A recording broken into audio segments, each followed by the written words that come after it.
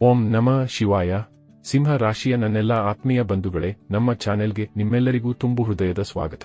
ಇವತ್ತು ನಾವು ಮಾತನಾಡುತ್ತಿರುವುದು ಕೇವಲ ಒಂದು ಸಾಮಾನ್ಯ ರಾಶಿ ಭವಿಷ್ಯದ ಬಗ್ಗೆ ಅಲ್ಲ, ಬದಲಾಗಿ ಸಿಂಹ ರಾಶಿಯವರ ಜೀವನದಲ್ಲಿ ಜುಲೈ 15 ರಿಂದ ಜುಲೈ 30 ನಡುವೆ ನಡೆಯಲಿರುವ ಒಂದು ಮಹಾಕ್ರಾಂತಿಯ ಬಗ್ಗೆ. ಬಂಧುಗಳೇ, ಸಿಂಹ ರಾಶಿ ಎಂದರೆ ಅದು ಕಾಡಿನ ರಾಜನ ರಾಶಿ.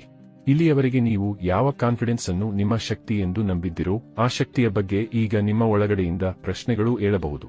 ನೀವು ಯಾವ ಆದಾಯ ಅಥವಾ ನೆಟ್ವರ್ಕ್ ಅನ್ನು ಸ್ಥಿರ ಎಂದು ನಂಬಿದ್ದಿರೋ ಅಲ್ಲಿ ಈಗ ಲೆಕ್ಕಾಚಾರಗಳು ಬದಲಾಗಲಿವೆ. ಜುಲೈ 15 ರಿಂದ 30 ನಡುವೆ ಸಿಂಹ ರಾಶಿಯ ಇಡೀ ಆಟವೇ ಬದಲಾಗಲಿದೆ ಎಂದು ನಾನು ಯಾಕೆ ಹೇಳುತ್ತಿದ್ದೇನೆ ಗೊತ್ತಾ? ಯಾಕೆಂದರೆ ಈ ಅವಧಿಯಲ್ಲಿ ಗ್ರಹಗಳ ರಾಜಕುಮಾರ ಬುಧನು ಅಸ್ತನಾಗಿದ್ದಾನೆ ಮತ್ತು ವಕ್ರಿಯಾಗಿದ್ದಾನೆ. ದೇವಗುರು ಬೃಹಸ್ಪತಿಯೂ ಅಸ್ತನಾಗಿದ್ದಾನೆ.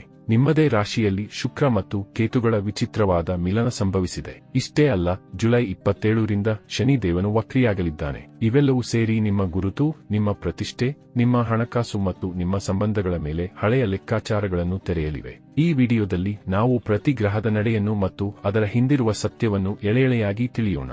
ನಿಮ್ಮ ಜೀವನದಲ್ಲಿ ಏನಾದರೂ ಸಮಸ್ಯೆಗಳು ಬಾಧಿಸುತ್ತಲಿದ್ದರೆ ಈ ಕೂಡಲೇ ಸ್ಕ್ರೀನ್ ಮೇಲೆ ಕಾಣ್ತಿರುವ ನಮ್ಮ ಗುರೂಜಿ ನಂಬರ್ಗೆ ಕರೆ ಮಾಡಿ ಶೀಘ್ರವೇ ಶಾಶ್ವತ ಪರಿಹಾರ ಕಂಡುಕೊಳ್ಳಿ. ಬಂಧುಗಳೇ, ಈಗ ನಿಮ್ಮದೇ ರಾಶಿಯಲ್ಲಿ ಲಗ್ನದಲ್ಲಿ ಶುಕ್ರ ಮತ್ತು ಕೇತುಗಳ ಯುತಿ ಸಂಭವಿಸಿದೆ. ಲಗ್ನವೆಂದರೆ ಅದು ನಿಮ್ಮ ದೇಹ, ನಿಮ್ಮ ವ್ಯಕ್ತಿತ್ವ, ನಿಮ್ಮ ನಿರ್ಧಾರ ತೆಗೆದುಕೊಳ್ಳುವ ಸಾಮರ್ಥ್ಯ ಮತ್ತು ಸಮಾಜದ ಮುಂದೆ ನಿಮ್ಮ ಇಮೇಜ್. ಶುಕ್ರನು ನಿಮಗೆ ಆಕರ್ಷಣೆ, ಗ್ಲಾಮರ್, ಸ್ಟೈಲ್ ಮತ್ತು ಸಂಬಂಧಗಳಲ್ಲಿ ಸುಖವನ್ನು ನೀಡಲು ಬಯಸುತ್ತಾನೆ. ಆದರೆ ಅಲ್ಲಿಯೇ ಕುಳಿತಿರುವ ಕೇತು ಒಂದು ನಿಗೂಢ ಪ್ರಶ್ನೆಯನ್ನು ಕೇಳುತ್ತಾನೆ: ನೀವು ಹೊರಗಡೆ ಪ್ರಪಂಚಕ್ಕೆ ಹೇಗೆ ಕಾಣುತ್ತಿದ್ದೀರೋ ಒಳಗೂ ನಿಜವಾಗಿ ಹಾಗೆಯೇ ಇದ್ದೀರಾ?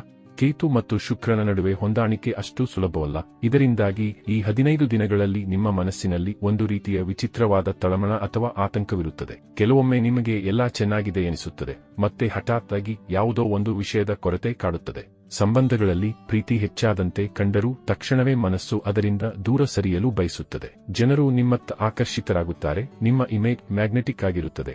ಆದರೆ ನೀವು ಯಾರನ್ನು ಹತ್ತಿರ ಇಟ್ಟುಕೊಳ್ಳಬೇಕು ಮತ್ತು ಯಾರಿಂದ ದೂರವಿರಬೇಕು ಎಂಬ ಬಗ್ಗೆ ಗೊಂದಲಕ್ಕೆ ಒಳಗಾಗುತ್ತೀರಿ. ಸಿಂಹ ರಾಶಿಯವರೇ, ನಿಮ್ಮ ಹಣಕಾಸು ಮತ್ತು ಆದಾಯದ ಅಧಿಪತಿ ಬುಧ. ಈಗ ಈ ಬುಧನು ನಿಮ್ಮ ಲಾಭ ಸ್ಥಾನದಲ್ಲಿ ವಕ್ರಿಯಾಗಿದ್ದಾನೆ ಮತ್ತು ಅಸ್ತನಾಗಿದ್ದಾನೆ. ಲಾಭ ಸ್ಥಾನವೆಂದರೆ ನಿಮ್ಮ ನೆಟ್ವರ್ಕ್, ನಿಮ್ಮ ದೊಡ್ಡ ಗುರಿಗಳು ಮತ್ತು ನಿಮ್ಮ ಆದಾಯದ ಮೂಲ. ಈ ಬುಧನು ನಿಮ್ಮ 2ನೇ ಮನೆಯ ಅಧಿಪತಿಯೂ ಹೌದು, ಅಂದರೆ ನಿಮ್ಮ ಬ್ಯಾಂಕ್ ಬ್ಯಾಲೆನ್ಸ್ ಮತ್ತು ಉಳಿತಾಯದ ಮೇಲೆ ಅವನ ಅಧಿಕಾರವಿದೆ. ಬುಧನು ವಕ್ರ ಮತ್ತು ಅಸ್ತನಾಗಿರುವುದರಿಂದ ನಿಮ್ಮ ಹಣಕಾಸಿನ ಲೆಕ್ಕಾಚಾರದಲ್ಲಿ ದೊಡ್ಡ ಗೊಂದಲ ಉಂಟಾಗಬಹುದು. ಹಳೆಯ ಬಾಕಿ ಉಳಿದಿರುವ ಹಣ ಇದ್ದಕ್ಕಿದ್ದಂತೆ ಚರ್ಚೆಗೆ ಬರಬಹುದು ಅಥವಾ ಅಲ್ಲಿ ಅಡೆತಡೆ ಕಾಣಬಹುದು.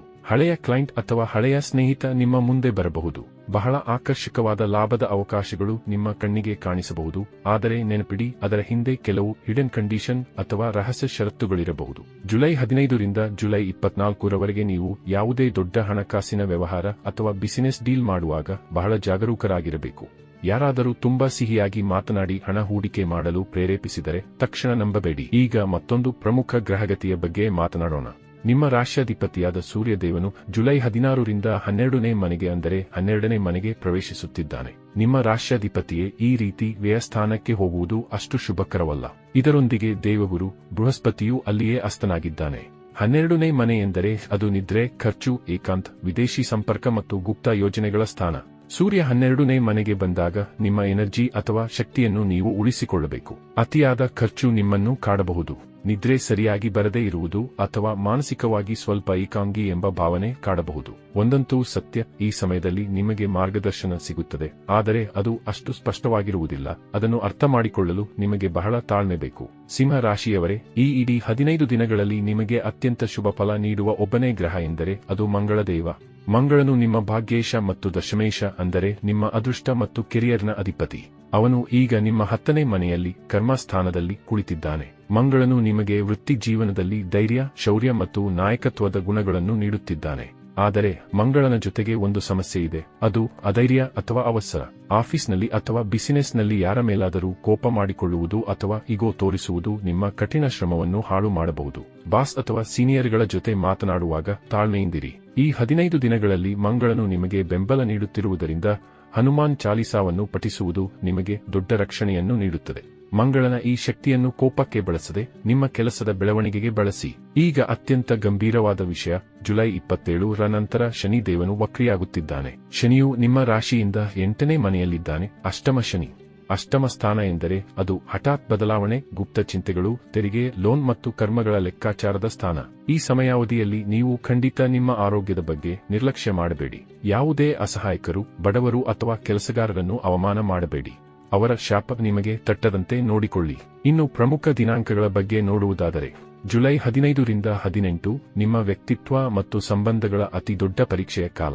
ಜುಲೈ 19 ರಿಂದ 24 ಹಳೆಯ ಪೇಮೆಂಟ್ ಬರಬಹುದು ಅಥವಾ ಹಣಕ್ಕಾಗಿ ಹೆಚ್ಚಿನ ಹೋರಾಟ ಮಾಡಬೇಕಾಗಬಹುದು. ಜುಲೈ 24ರ ನಂತರ ಬುಧನು ಮಾರ್ಗಿಯಾಗುವುದರಿಂದ ನಿಮ್ಮ ಮಾತು ಮತ್ತು ಆದಾಯದಲ್ಲಿ ಸ್ವಲ್ಪ ಸ್ಪಷ್ಟತೆ ಮೂಡಲಿದೆ. ಸಿಂಹ ರಾಶಿಯವರೇ, ಈ 15 ದಿನಗಳಲ್ಲಿ ತೋರಿಸಿಕೊಳ್ಳುವುದನ್ನು ಬಿಟ್ಟುಬಿಡಿ.